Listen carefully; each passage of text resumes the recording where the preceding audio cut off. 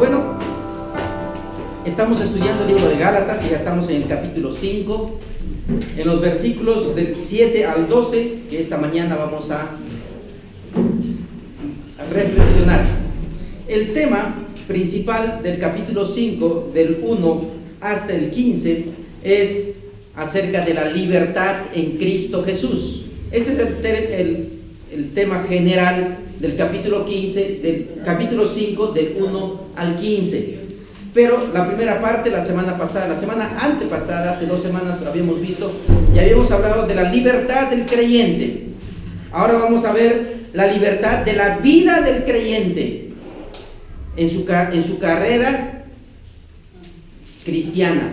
La libertad del creyente en su carrera cristiana, en su vida práctica.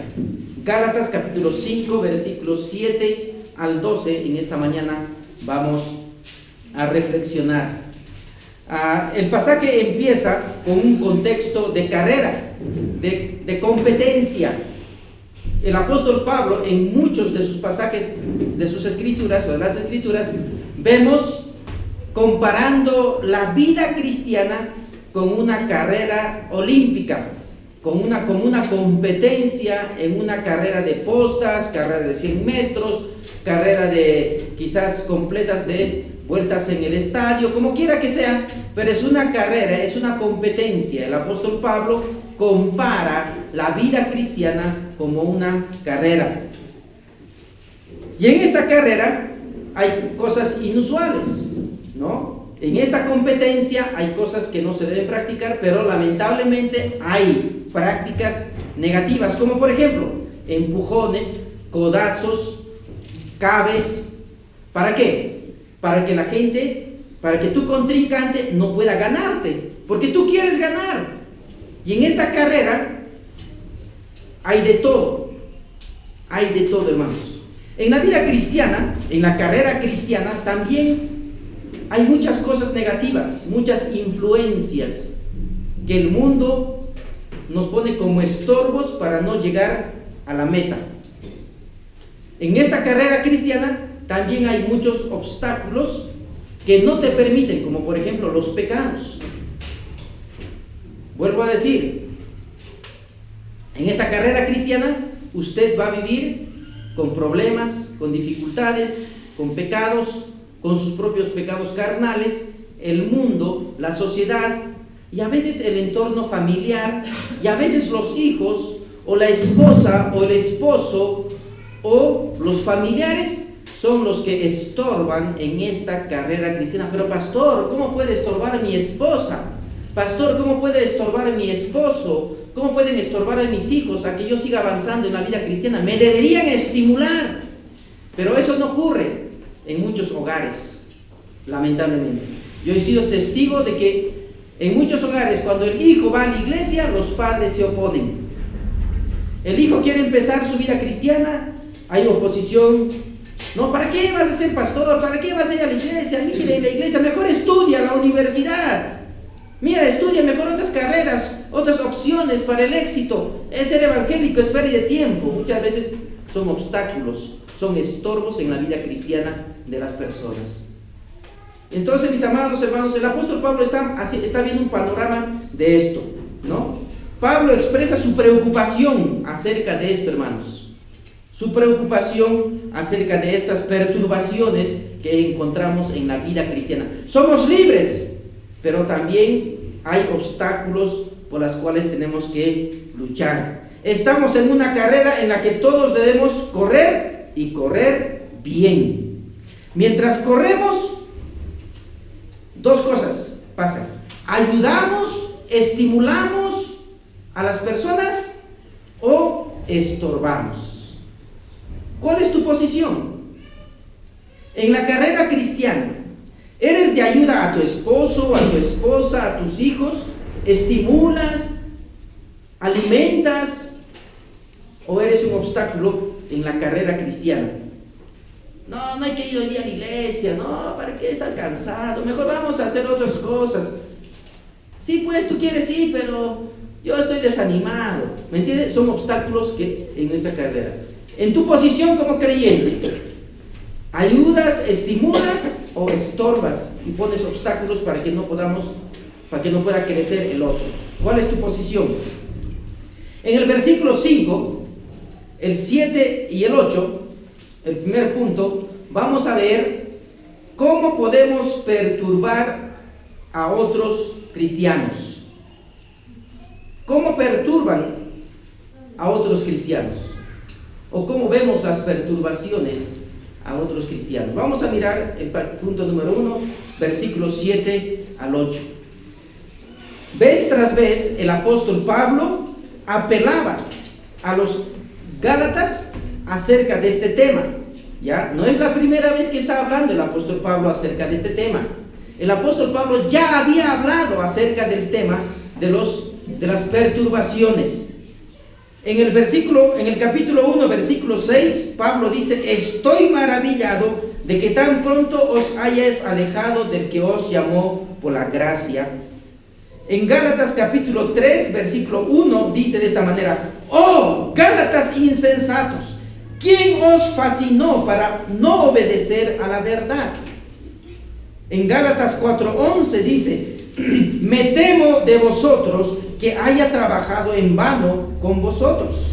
En Gálatas capítulo 4, versículo 19 dice: hijitos míos, por quienes vuelvo a sufrir dolores de parto, hasta que Cristo sea formado en vosotros. Y ahora empieza con el capítulo 5, con el mismo énfasis de la preocupación por el crecimiento espiritual, por la preocupación del apóstol Pablo en que la iglesia o los creyentes, en vez de crecer, estaban bajando en su nivel espiritual. En vez de avanzar, estaban bajando. Lo lógico que es, cuando uno empieza a hacer algo, lo lógico que es crecer, ¿cierto? Crecer y crecer. Pero ¿qué pasó con la iglesia de Galacia? Empezaron bien y comenzaron, en vez de avanzar, comenzaron a decrecer, a bajar. Por eso dice versículo 5, dice, versículo 5, capítulo 5, versículo 7, dice: vosotros corrías bien. ¿Quién os estorbó para no obedecer a la verdad? ¿Quién os estorbó para no obedecer a la verdad? Versículo 8. Esta persuasión no procede de aquel que os llamó. Hermanos, ¿cómo uno puede perturbar a un cristiano? ¿Cómo puede perturbar? Primeramente, hay dos tipos de perturbación: obstáculos, los obstáculos, y también por medio de la persuasión. Uno es físico y otro es mental. Te podemos perturbar de dos maneras: físicamente, poniéndote obstáculos. Dice, vosotros primeramente, les dice a los Gálatas, en el pasado estaban correctamente bien. O sea, eso quiere decir que los Gálatas habían abrazado el verdadero evangelio. Los Gálatas habían creído la predicación del apóstol Pablo, que era una predicación correcta bíblicamente. ¿Y qué había pasado? Que los judaizantes y los fariseos habían entrado a la iglesia de Galacia a perturbar con el mensaje del evangelio. Y les habían dicho: Cristo sí salva, pero tienen que circuncidarse. Ese era el tema. Esa era la perturbación. Los hermanos se sentían tan libres, como habíamos hablado en el capítulo 5, versículo 1 al 6, donde les decía: ustedes son libres.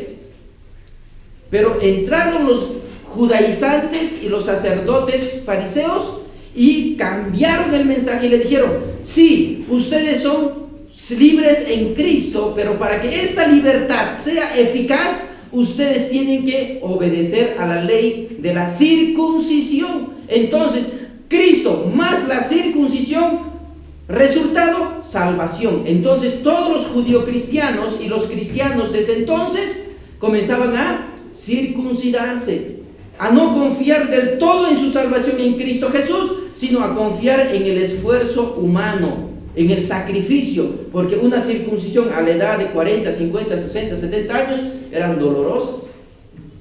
eran difíciles. Por eso se circuncidaba al 8º día de nacimiento, donde el niño pues no sentía ningún dolor. Y circuncidar a una persona adulta como de 60 años, de 40 años, de 50 años, desde los 20 años para arriba quizás, ya producía ciertas incomodidades.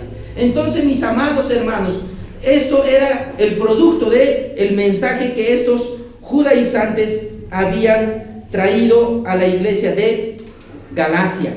Y dice así el texto. El texto dice de versículo 7: vosotros corrías bien. ¿Quién os estorbó a obedecer a la verdad? ¿Quién les ha comido el coco? ¿Quién ha malogrado vuestro pensamiento? ¿Quién les ha desenfocado? Ustedes estaban enfocados en Cristo y ahora su enfoque en Cristo está enfocándose a otro sitio. ¿Quién les ha limpiado o lavado su cerebro? Le estaba diciéndoles de la verdad. ¿Qué es la verdad? Se había preguntado hace muchos años Pilatos. Pilatos se preguntó hace muchos años, antes de esto, se preguntó, ¿qué es la verdad? En el libro de Juan, capítulo 18, versículo 38, dijo de esta manera: y le dijo Pilatos, ¿qué es la verdad? Y cuando hubo dicho esto, salió otra vez a los judíos y les dijo: yo no hallo ningún delito, refiriéndose a Jesús.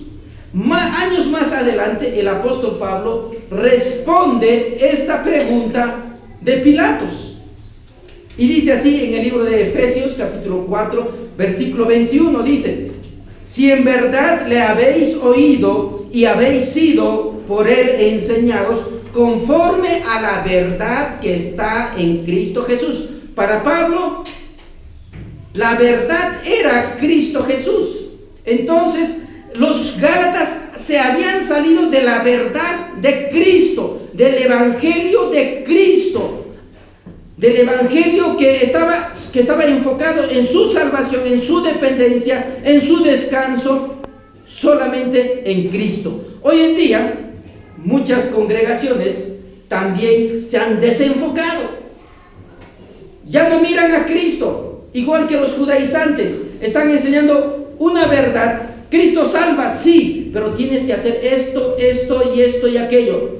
Aún en algunas congregaciones yo he escuchado que imponen el bautismo para confirmar tu salvación.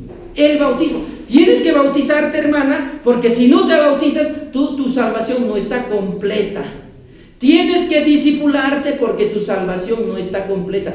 Tienes que casarte, porque la Biblia manda a casarnos para que se complete tu salvación, para que seas para que goces de toda la bendición del Señor. Entonces, obligan, aparte que les hacen ver a Cristo, pero les dicen más esto, más aquello, y una serie de requisitos para que se complete su salvación. Y esto no es bíblico. No están enfocados en Cristo, sino están enfocados en el esfuerzo humano. Y esto era el mensaje, y eso no era la verdad.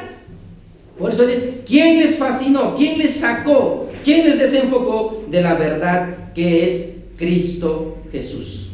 Entonces, la segunda parte, o sea, el punto B, es: podemos perturbar a nuestros hermanos por medio de la persuasión. Primeramente, poniendo obstáculos en el camino. Ahora, por medio de la perturbación. La perturbación tiene que ver con algo del pensamiento, con algo mental, de persuadirte, ¿no? De obligarte, de seducirte, de arrastrarte, de mover tu pensamiento.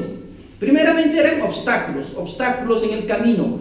Tienes que hacer esto, tienes que hacer lo otro. Físicamente tenían que cumplir. Ahora es acerca del pensamiento.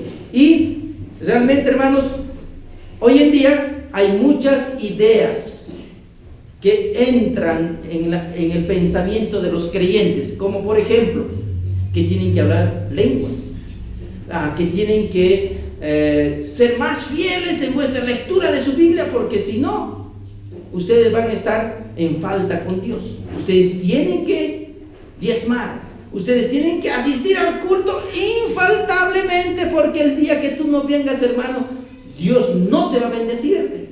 Yo conozco testimonios de personas que infaltablemente vienen a la iglesia porque si no, pues esa semana va a ser la peor semana de sus días. Hay mucha carga dentro del pensamiento cristiano y necesitamos, hermanos, nosotros saber que nuestra mirada, tanto en la parte física y en la parte mental, estar siempre mirando a Cristo y descansando en el autor y consumador de nuestra fe. La segunda cosa que tenemos que poner énfasis en este pasaje, en este pasaje, en los versículos 8 y 9, disculpen, 9 y 10. Los versículos 9 y 10 es cómo piensa Dios sobre los que perturban. ¿Cómo piensa Dios? ¿Qué es el pensamiento de Dios? ¿Qué dice la Escritura acerca de aquellos que perturban? Hay dos cosas importantes. Hay la causa y la consecuencia. Primeramente vamos a mirar la causa. Ellos son, dice, como levadura, versículo 9. Un poco de levadura leuda toda la masa. Versículo 10. Yo confío respecto de vosotros en el Señor, que no pensaréis de otro modo, mas el que os perturba llevará sentencia, quien quiera que sea. Primeramente, un poco de levadura leuda toda la masa. Eso es una gran verdad. La levadura se puede ver desde la parte positiva, que es muy bueno para aquellos que hacen tortas, panetones, panes, que ayuda a incrementar la masa y a la vez también que deja en un punto que la masa puede ser utilizable y trabajable. Pero también dice la Biblia desde la parte negativa que un poco de levadura va a leudar la masa o va a malograr. En este caso, la levadura es el mensaje, la masa es la iglesia, y un poco de mala enseñanza, un poquito de mala enseñanza que entre a la iglesia va a malograr toda la fe de los creyentes. En este caso, la Biblia habla bien claro acerca de la levadura. En el libro de 1 de Corintios, el mismo apóstol Pablo exhorta a esto.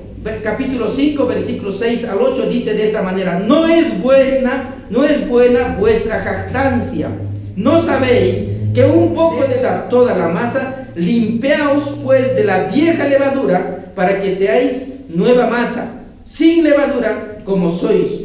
Porque nuestra Pascua que es Cristo, ya fue sacrificada por nosotros. Así que celebremos la fiesta no con la vieja levadura, sino con la levadura no con la levadura de malicia, de maldad, sino con panes sin levadura de sinceridad y de verdad. ¿Se da cuenta? Hay dos tipos, una levadura positiva que ayuda y otra levadura que pueda dañar y perjudicar la vida de los creyentes. Entonces, el apóstol Pablo ya había hablado de esto. Su influencia negativa se esparce, infecta a otras personas. Unos cuantos falsos maestros infectarían la masa, toda la iglesia, unos cuantos maestros. Y es lo que pasó en Galacia. Entraron, no muchos, unos cuantos nada más, y comenzaron a dañar la iglesia. Un pecador, dice Eclesiastés, capítulo 9, versículo 18, un pecador destruye mucho bien. Mira lo que dice Eclesiastés 9, 18. Un pecador destruye mucho bien. Muchos conocen este dicho: una sola manzana podrida corrompe las manzanas de un cesto. Una sola manzana puede dañar un montón de manzanas en un cesto o en una caja. Un 2% de veneno en una cereal puede matar muchos ratones. Solamente un 2% de veneno en un cereal. Así es la falsa doctrina, hermanos. Un poco de falsa doctrina puede destruir una congregación. Un poco, nada más. Ahora, nuestra oración es que nosotros como pastores es no estar en esta posición. Es por eso que siempre estamos cuestionándonos. Hermanos, nosotros revisamos nuestros mensajes después. Cada terminar el culto, nosotros nos sentamos los tres y comenzamos a analizar qué se fue dicho, qué no fue dicho, y qué debemos mejorar, qué debemos corregir, qué debemos superar. para ayudar mejor en nuestro crecimiento espiritual. Porque si encontramos un poco de mala enseñanza, de mala doctrina, inmediatamente nosotros erradicamos. Esa es la ventaja de tener pluralidad de siervos de Dios, de pastores. Porque si fuese solo y hablo una herejía, como soy el pastor, nadie me puede decir nada quizás. Y si todos fuesen nuevos, peor. Yo podría hacer uso y abuso de mi ministerio, y eso es dañino, hermanos, pecaminoso. ¿Me entienden? Por eso es importante tener amigos pastores o tener un grupo de pastores que puedan ayudarnos a tener un buen mensaje, a enseñarnos mutuamente. Usted sabe, un pequeño tumor maligno pronto destruye el cuerpo. Pronto destruye el cuerpo. Un pequeño fuego, una pequeña chispa, dice Santiago, enciende un fuego. Enciende un fuego, hermanos. Miren, hermanos, Benjamin Franklin escribió algo muy interesante que Hendrickson, el libro de Hendrickson, lo ha tomado para decir esto. Miren lo que dijo él: por falta de un clavo se perdió la herradura, por falta de herradura se perdió el caballo, por falta del caballo se perdió el soldado, y por falta del soldado se perdió la batalla, y por perder la batalla se perdió el reino. Todo esto por falta de un clavo. Fíjese, un clavo insignificante en la herradura de un caballo puede ocasionar o puede desencadenar la pérdida de una batalla y por ende la pérdida del reino. Un poco de levadura va a leudar toda la masa. Nuestro Señor Jesucristo en Lucas dijo esto: es esto justamente porque los millares y las multitudes, tanto que uno a otros se atropellaban, y comenzó a decir a sus discípulos: primeramente les dijo Jesucristo, guardaos de la levadura de los fariseos, que es la hipocresía. Jesucristo mismo señaló la levadura de los fariseos. Guárdense de eso. Guárdense de aquellos que quieren imponer cosas, aquellos que quieren poner cargas que ellos mismos no pueden ni cargarlas. Cuídense de eso, dijo nuestro Señor Jesucristo.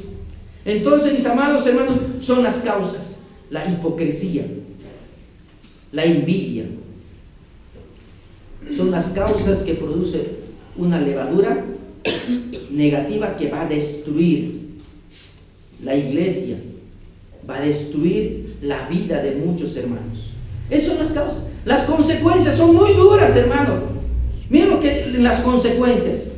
Lucas, en el mismo libro dice, antes de ir a Lucas, Gálatas 5:10, dice de esta manera: yo confío y respeto de vosotros en el Señor, que no pensaréis de otro modo más que el que perturba llevará la sentencia. Llevará la sentencia. Hay una consecuencia, hermanos, de aquellos que son falsos maestros. Van a ser sentenciados. Y el apóstol Pablo dice: cualquiera que sea. Recuerden que el apóstol Pablo era fariseo, tenía amigos dentro del círculo de los fariseos. Entonces él no dijo: no, estos son mis amigos, pues no, estos son mis coterráneos, esta gente son mis paisanos míos, estas gentes son mis contemporáneos, ellos no. Quien quiera que esté perturbando la vida espiritual de los hermanos, quien quiera que esté causando daño a la iglesia del Señor, al cuerpo de Cristo, no importando quién, van a ser sentenciados. Aquí no había preferencias, aquí no había acepción de personas, aquí no había a quién era mejor. Para Dios no hay nada de eso. Quien quiera que está destruyendo la causa del Señor, la grey de Dios, va a sufrir una sentencia, y las sentencias serán duras. Miren lo que dice en Lucas capítulo 17 versículos 1 y 2. Miren lo que dice: dijo Jesús a sus discípulos: imposible es que no vengan tropiezos.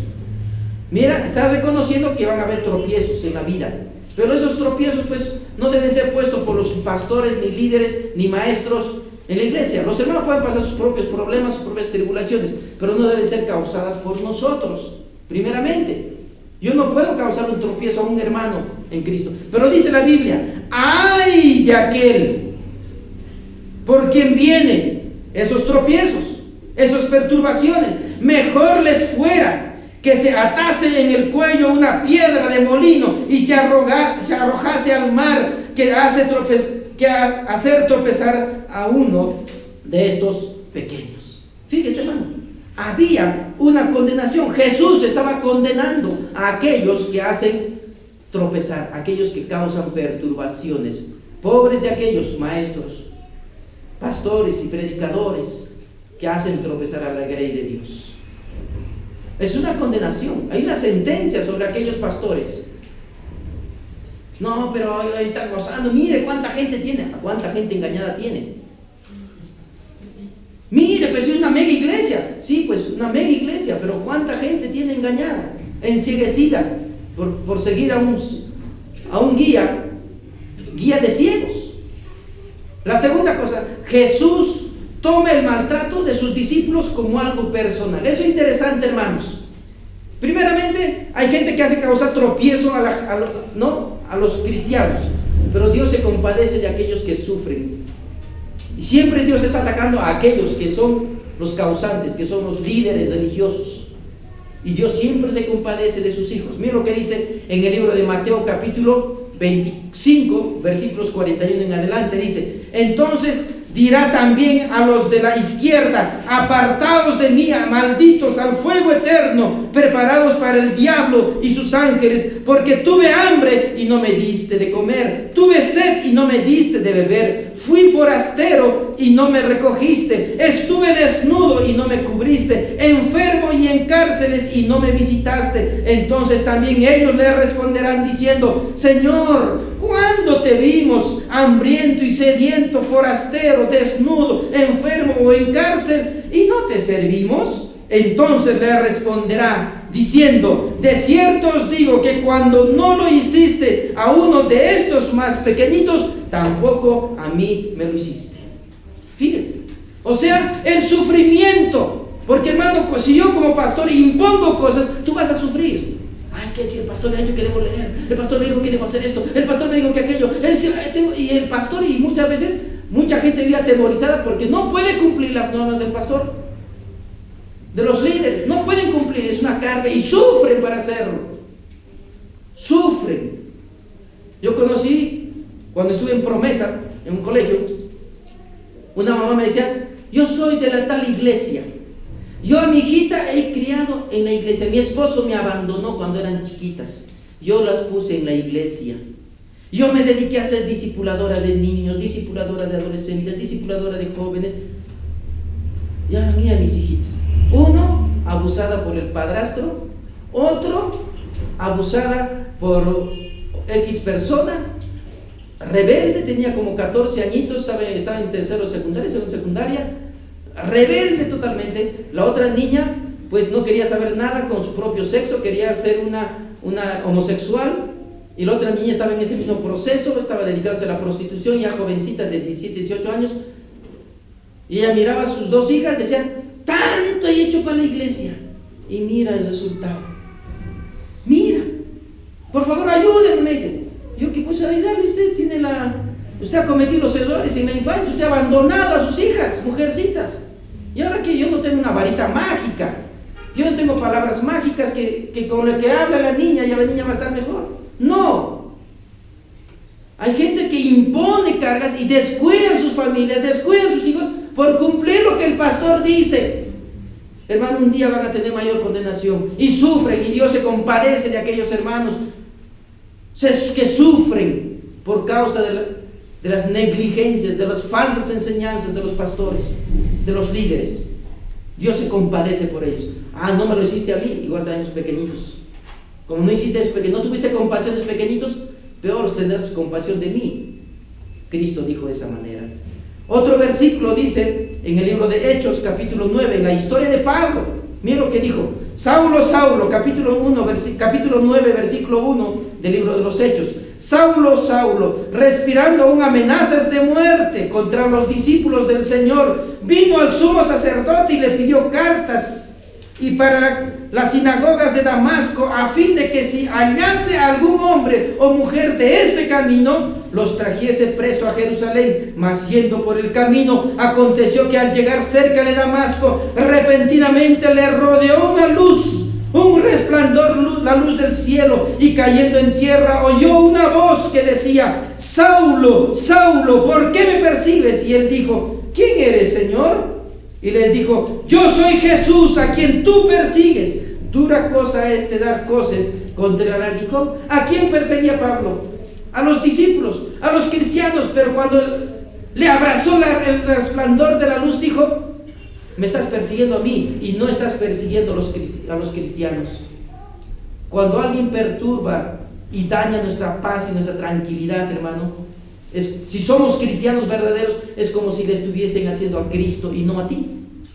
Dios se compadece de aquellos que sufren las perturbaciones, los obstáculos, los sufrimientos. Mire, hermano, Dios se compadece de nosotros. Interesante, hermanos. Interesante estas palabras, tan fuertes, pero de gran bendición para los cristianos, para los discípulos de Cristo, para los hijos de Dios.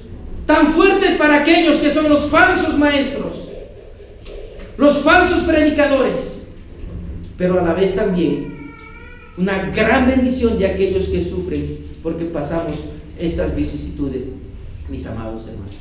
Y la tercera cosa en este segundo punto es la conciencia propia, nuestra propia conciencia. Versículo 12, el versículo 12 de Gálatas 5:12 dice así: ojalá se mutilasen los que perturban. Fíjese, hermano, mire qué tal con mutilarse, cortarse. Ojalá te cortases, ojalá murieses mejor, que te caiga una roca y te aplaste. ¿Por qué? Por ser un falso maestro. Antes que yo ponga mi mano sobre ti, horrenda cosa es caer en las manos del Dios vivo. Antes que no ponga mi mano sobre ti, prefiero que tú te mates. Así les decía a los falsos maestros: escápate, sal de aquí, huye, no sigas enseñando, no sigas predicando. Hermano, ¿qué tal carga hay para aquellos falsos maestros? Hay una sentencia ya dictada, hermano. Dice: ojalá te mutilases, córtate. Esto era una práctica y una costumbre en Galacia, porque ellos tenían un ídolo. Había sacerdotes en Galacia donde la castración y la mutilación de sus miembros era parte de su sacrificio a la diosa Cibeles. Era un sacrificio, era una costumbre de mutilarse para su dios, ¿no? Para mi Dios, por mi Cibeles, se cortaban su brazo, se cortaban los dedos, y así para adorar a su Dios. Era una costumbre. Y Pablo dice: así deberían hacerse los falsos maestros. Así, cortarse, mutilar, mejor, antes de estar enseñando falsas enseñanzas contrarias a la cruz de Cristo.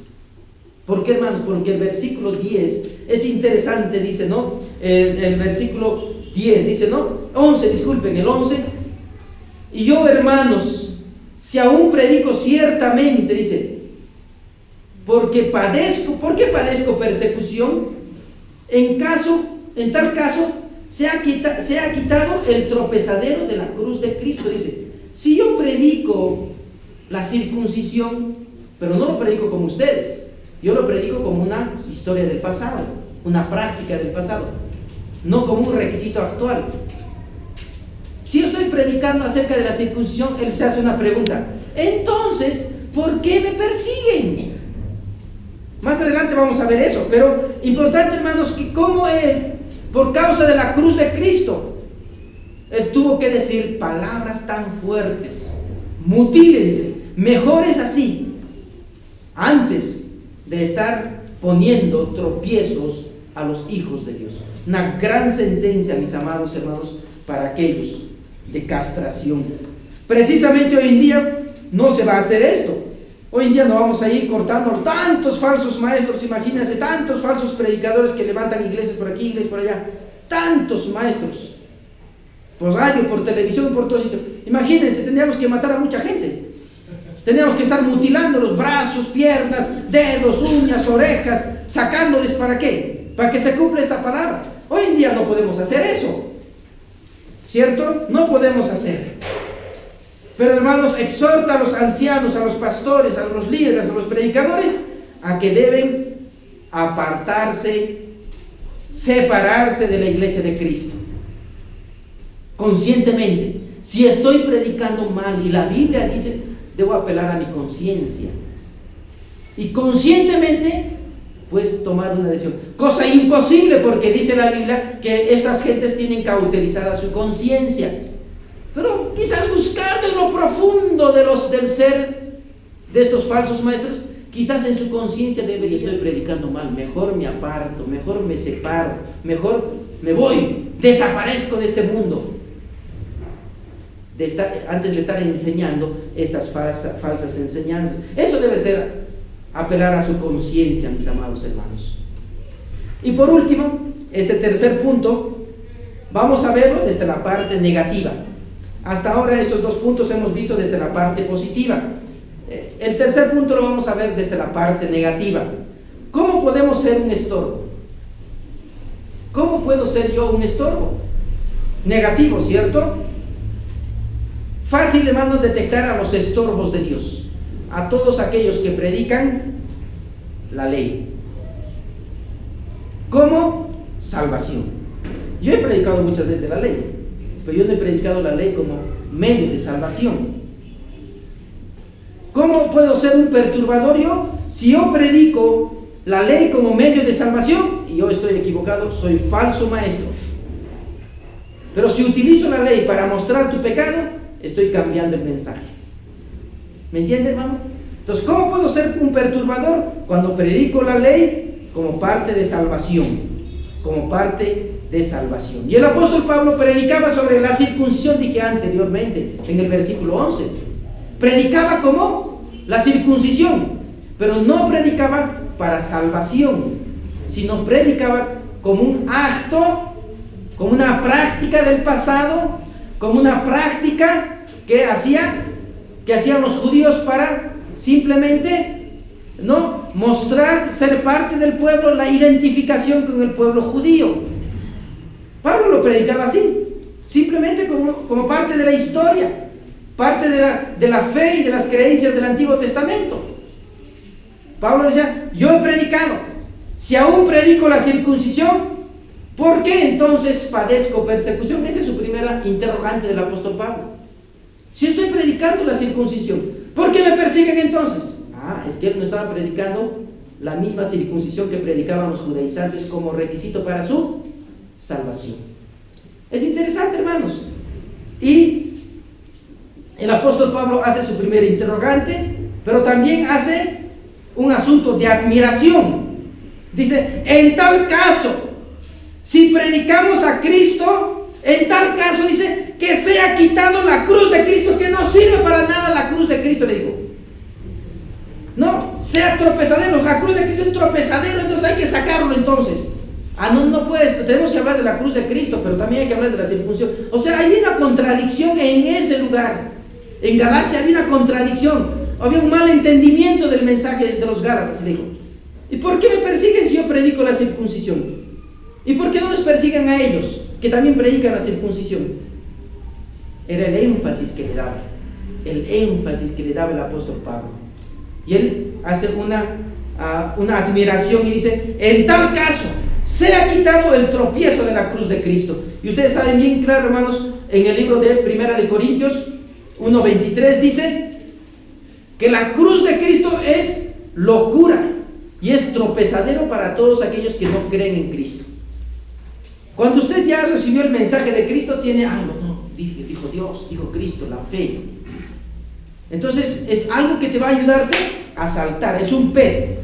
Muchos decimos que es un PET. Un PET es algo, un pedestal. Si no alcanzo yo con esto subiendo, puedo alcanzar. Y si subo más, es un PET. Entonces voy subiendo más para lograr mi objetivo. Eso debe ser la cruz de Cristo.